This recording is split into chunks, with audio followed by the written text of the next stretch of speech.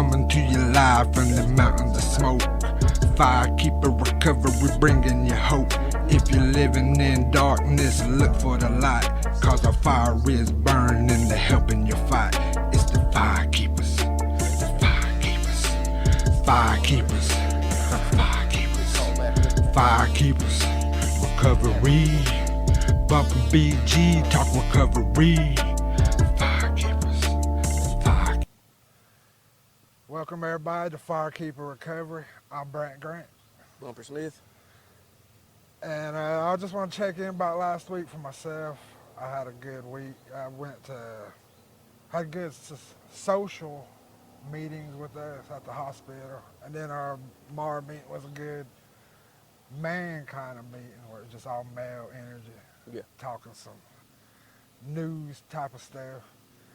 And heck, the weekend was good too. I just had weed eating, listening to music, just your me time. Yep, that's so important. Yeah, and had a graduation, seeing my niece and nephew, cousins, just graduating from high school, 18, 19 long years of hard work, paying Hell yeah. off, now ready to go be adult. So that just gives you joy. Yeah. How Hope about for you? the world. Yeah. Yeah. I had a good week. Like you said, the meeting on Monday or Tuesday was great. It's important for men to have a space where everybody's invited, of course, but it's especially good for just the men to have a support group to encourage each other, support each other, in the recovery journeys. I don't think there's enough of that, Mainly, usually in any kind of services, the focus is on like women and children, as it should be, but men play an important role in Cherokee society and society in general, and especially in our area and our culture, So I think our wellness and mental health and even physical health and spiritual health is really, really important. But yeah, I had a good week. Had a good weekend. Went and seen the Transformers, Rise of the Beast. It was pretty good. It was a good movie. Made me want to go out and buy some toys, right? Yeah. Yeah, Transformers. exactly. More than meets the eye. Yeah. We got the neighbors shooting the gun, so bear with us every now and then. Yeah, be a pop here and there. That's Yeah. all right. So the subject for this week's video is the importance of, especially in early recovery, really screening who you allow back into your life. Whether it's old friends that may still be using, or especially significant others. I know in my recovery journey, and I'm not placing any blame on anyone because I made my own choices, but I knew that it was when I was wanting to begin my recovery journey, and my partner didn't feel the same way. I know that it caused a lot of stress, a lot of anxiety, a lot of negativity, and it wasn't until I made the difficult decision to go my own way on my own path that I was able to really focus on healing and being a better version of myself and start setting goals and subsequently accomplishing those goals. Heck yeah. I think that is important though, if you are in a relationship or even like a friend group where you get your identity from your friend group. Like I did, that was kind of where my thing is. Like I was a part of this friend group, and that's so you don't want to lose that. But I think I would rather have gotten to recovery earlier, because then by the time I got in recovery, they started dying off. So then the friend group wasn't there no more. Yeah. So it was like, now I had to replace them. It wasn't like I could wait for them to get here with me and hope, but then it's like, no, now I got to replace them. So now I really do have to find new friends. Yeah. And that was kind of the hard thing for me still, like 5 years later, is opening up, letting people in. Yeah. As a friend. It's easy to have like an acquaintance or just seeing people socially, like at a group, like, yeah, you're doing good. Yeah, because you can keep them at a distance, at arm's length. But like, even like after 5 years and stuff, I still have you at arm's length, I think, a lot. But I think we are opening up. Yeah, And we will become like true friends as time goes, as I'm able to like accept them again or whatever. Just like maybe you're not able to have a relationship in early recovery, but as you heal, you are. yeah. As your recovery journey progresses, and your wellness improves, and you start healing from the things that you need to heal from, take care of that first, and then you can start, figuring out what your social group is going to be, or even taking on another partner, significant other. It's really important to be in recovery for you, for yourself, for your healing, to work on you, because everyone's life matters.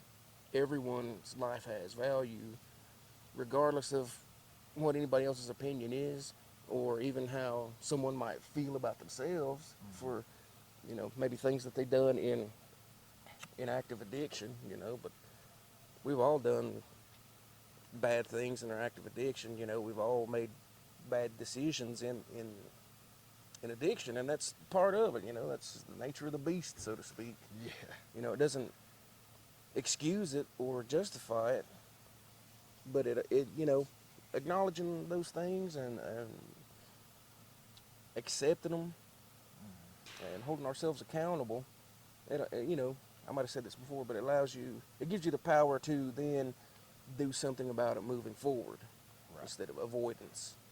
But Yeah. it's definitely, I definitely understand though that at arm's length, I had lost 3 really close friends within the past, 6 or 7 years.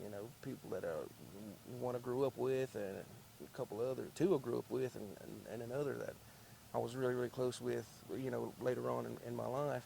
So I understand that, having somebody that you're close with like that, like a brother, that's not a blood brother, but somebody that you were able to express your true self to, without fear of, any judgment or mockery or anything like that. Yeah. You felt safe to be your authentic self there. So keeping somebody at arm's length, it's kind of a healthy thing, because it's like you get to say when you're ready to let someone new in, Yeah. you know. And I think that's with anybody too, like even family in your early recovery, you can't let all your family back in because even like they might not use, but they'll be the ones that trigger you in your early recovery is your closest family, your cousin that you grew up with. Just maybe just seeing the success they're having might trigger you. Yeah. So you don't know what your emotional triggers are. When you're in early recovery, you're figuring them out. But you think you can go to a family dinner now, but then there's that aunt who always wants to say, "What are you doing now? What are your job doing?" Yeah, yeah, Then ones that ask all the questions, you don't have. At least you got an answer this time. It's like, I'm in recovery. I'm working on it. yeah, But then they want to. Well, what about this and what about that? Then they want to bring up the past. So I get it. You can't let family in early. You got to wait until you're ready to handle all what comes with family, because that's something different. yeah. Yeah. And it's perfectly okay to hang back and decide who and how many of people you let back in your life. You've got to really have a stringent screening process for that. Right. That includes family and friends and whatnot. The thing that I see that really is like a stumbling block for people in early recovery is a significant other you may have been off and on with, or even in a committed relationship with, where one person may want to find recovery, another person may not, or both be in that part of where, like, yeah, let's get in recovery, and let's do this and do that, but it comes like crabs in a bucket, Yeah. where the one will always kind of pull the other down.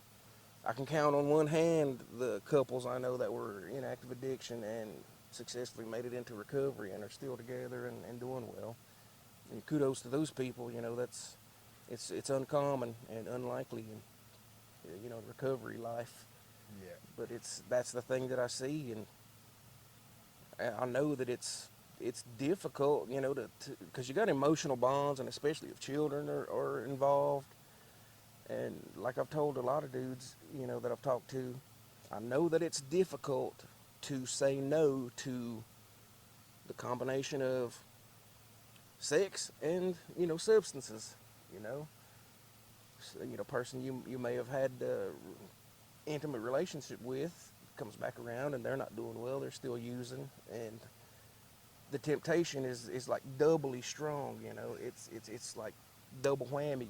Because as men, it can be challenging to resist. Especially one or the other, but together at the same time. I mean, it's a real challenge. And it takes a real focus on and commitment to your vision of recovery, and to say no. To say I can't. I just want to. I can't because I know it's not good for me, Right. and it's not good for anybody to keep engaging in what might be a dysfunctional relationship, or abusive even. Yeah. It's just not healthy. Yeah. You never know what that time's going to be, and then that's the time that it's her last time, and you're there with her, and then you never know what's going to happen. Yeah. Or that could be your last time, just because your tolerance is low, and it's all fitting on you. Or boom, Yeah. you're done. Yeah. It's because they're like, oh, well, I guess I ain't getting laid. I gotta go get laid somewhere. Yeah. Leave you laying.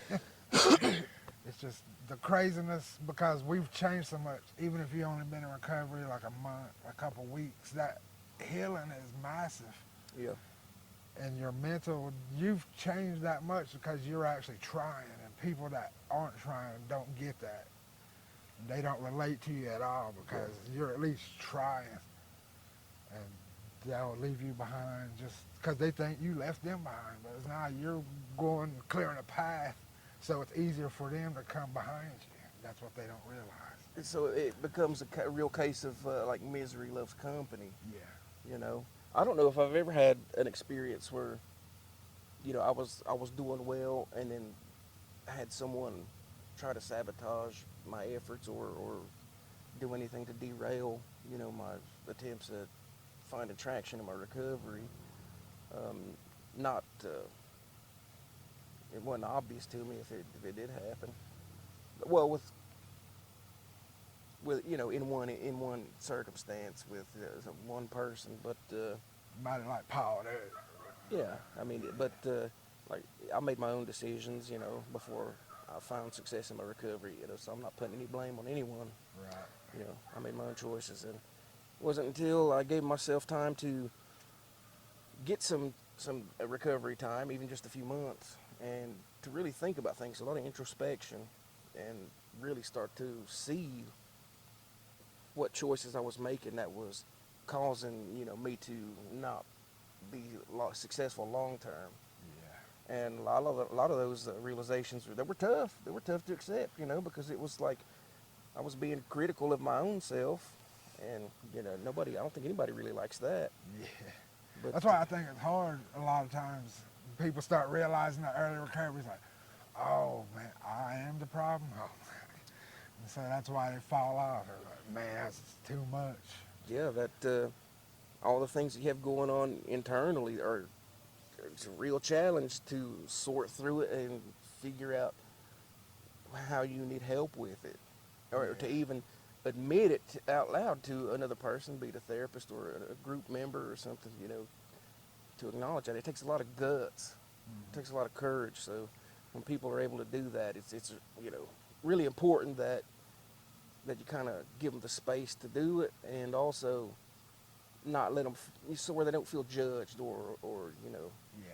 or any kind of way, not embarrassed or ashamed to talk about what they're going on with them internally. Yeah. That's why it's still good to go to meetings anywhere, like NA meetings, early recovery meetings, just anybody that's having a meeting, because you never know who you'll see there. And what you'll get from them struggling, or because you gain some strength in hearing what somebody else is struggling with now, because you're like, well, I overcame just a little bit of that, so I can relate to them, and you can just give them a little bit of advice. It resonates with you. Yeah, and then that helps you because you're like that. You see it light up in their eyes. Yeah. You don't have to hear it from them, but you see that they get it, or The aha moment. yeah, I didn't think about it that way, or my perspective wasn't there yet. And it feels good to help somebody, you know, Yeah. whether it's listening to them if they're sharing something, or, you know, talking with them about stuff, and maybe giving them some examples of your own experience in your recovery journey. I mean, it Yeah. feels good to just be compassionate and help somebody. Yeah. And then share life is what I like to end like meetings and stuff with. Yeah. Because sometimes you talk about some hard stuff, but recovery is also fun. It's meant to be celebrated. Because Yeah. it is hopeful, because the hope is that we're still alive and that we're able to spread this message and Yeah. show people that's possible. That is the hope. Yep. Yep. Kind of be a light for people, I guess you could say. Like, we got a fire burning, and if you're lost in the darkness, you can see the fire that Yeah. we've got burning for you. Yep. And we're keepers of it. Right Maybe on. we're fire keepers. Right on. You know? Very well could be. Yeah. And you never know what keeps your fire going. Because sometimes it's grief, sometimes it's love, sometimes it's just hard times, anger that got your fire, and it might burn brighter, and some days it might just be flickering, but you got to keep it burning. Yeah. Because once that fire goes out, that's when you lose yourself. Yep. And when I lose myself, man, that's because then I'm in real jeopardy of losing everything. Yeah. Like then in that's crisis. my life. Yeah. Yeah. Yep. But I think that was a good discussion. Yeah. Hopefully, you know, makes people think about things and really analyze, you know, and be really selective about who they let back into their inner circle, you know, or their personal space. Yeah. Because it can mean the difference between success and not success. And I guess Even there's the difference varying between living degrees and of dying. it too. Yeah. You can let people in, like you said, the inner circle, and you can let some people back in at a distance. But Yeah. they don't get all of it. No. That's not what we're saying. Like you can, some people you do have to just cut off. Yes. But like them ones that you do have familiar relationships or whatever, but you need them in your life, you can just keep them at a distance. And you control the love you give them because they control the love they give you. Yeah. You have to safeguard your recovery at all times. I mean, you got to be like the night watchman 24/7, you know, just constantly. Who's that? Yeah. What's their intentions? Yeah. But not to the point where you're completely shutting everybody off and completely isolating yourself. It's tohi. You gotta find your balance in it, you know. That's the hardness of it. Yep. And if you're in early recovery and you are struggling, find a meeting, reach out. You can find us on social media at Big Native BG, on Twitter, Instagram, Facebook is Brant Grant. We'll have the Firekeeper Facebook page coming up soon where you can find all the videos, Hell yeah. podcasts, and everything else we'll be doing in the future. Hopefully we'll have some funny stuff coming up. Yeah. So it's not all just like, We need to do some skits. yeah. See if we can do funny skits without, because I'm kind of dark when it comes to my humor. So. At least I got you. I think it can be, as long as it's not like too bad or too much. And also Firekeeper Recovery on YouTube. Like and subscribe. You got anything coming up? Not particularly. I mean, the men's home opened today. Right. They did the ribbon cutting. So they're going to be having their first resident, I think, sometime this week or early next week. So it's a really great thing, Yeah, you know, yeah. to have that space for men. Getting in use. Yes. So that's why it's there. Yep. For men to get help on their journey and learn how to get stable. Yep. And all the people that put in the hard work to get it going. Good job, everybody. Yep, awesome work. And rally for recovery, July 14th. Yeah. 2 to 5. I guess I'll have a table. Firekeeper will be there doing something. I don't have brochures or nothing. I'll be sitting there, probably with a laptop showing the videos. Being present, you know, and showing up at these things, you know, that's enough. That's a good start. Oh, but I guess that'd be a good place if you want to sign up, do a video, do an interview with us. Just tell your story. Yeah. Come there. Absolutely. Talk to me. See what it entails. It's not that bad. No, and don't chicken out whenever it's time to do the thing. Yeah, or if you want to do it there, a quick little interview, we can do whatever you want. It's your story. Yeah. I'm just here for you. Yeah. But hey, thanks for joining us. If you ain't got anything else. No, good. All right. That's Bumper Smith. I'm Brant Grant, and we'll keep the light on for you. And we'll keep the light on for you. Eastern Bay, Cherokee, Firekeeper, Recovery, we them firekeepers, the firekeepers, the firekeepers, the firekeepers. Yeah, coming to you live from the mountains of smoke. Firekeeper recovery, bringing you hope. If you're living in darkness, look for the light, cause our fire is burning and they're helping you fight. It's the firekeepers, the firekeepers, firekeepers, firekeepers, firekeepers, recovery. Bumpin' BG, talk recovery.